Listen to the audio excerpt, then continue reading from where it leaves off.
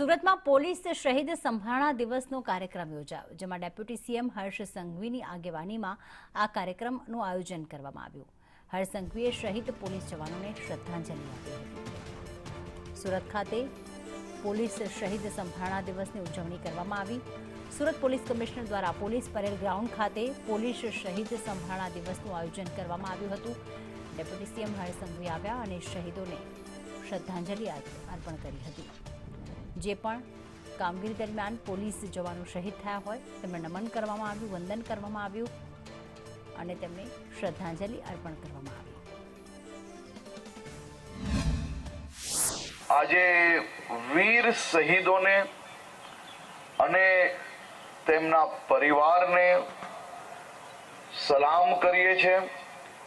રાષ્ટ્ર અને આપણું રાજ્ય તેમના હંમેશા ઋણી રહેશે. અને રાજ્યના સૌ નાગરિકો વતી હું આ 191 શહીદ વીર જવાનોને અને એમના પરિવારને વંદન કરું છું.